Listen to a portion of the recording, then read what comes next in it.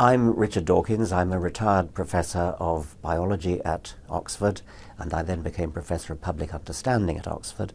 And I'm the author of The God Delusion, among other books. And I'm over here for the Reason Rally, which I'm looking forward to this weekend in Washington. The number of atheists in the country is much larger than people realize. The number of secularists is even larger still. It's customary to regard atheists as a kind of tiny minority. They're not a minority at all.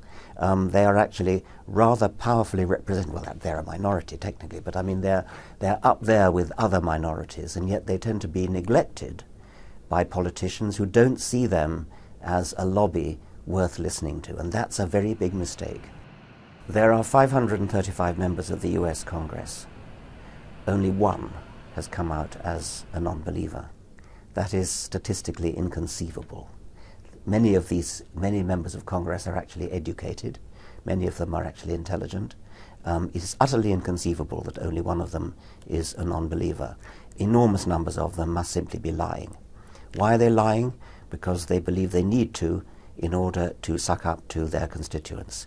And that's because the religious component of their constituency is so vocal.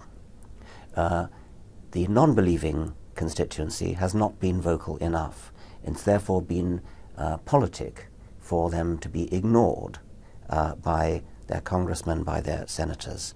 And it would seem to be a relatively easy thing to change that, to bring to the notice of members of Congress, you have a very large constituency of non-believers, and you've been neglecting them, overlooking them, and riding roughshod over them as though they didn't exist. Well, they do exist, and they outnumber some of the other lobbies that you've been so assiduously sucking up to all these years. The United States is the envy of the world because it has a constitution which is a model for lots of other constitutions. And among the constitutional provisions is a rigid separation of church and state. So there is absolutely no contamination by religion of the apparatus of government. And that's a very precious thing, which, as I say, is the envy of the world.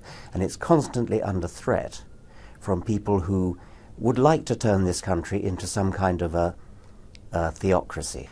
It is astonishing that it's necessary to use a phrase like "come out," but it is. I mean, it really is true that atheism in this country is regarded in a very negative way by lots of people.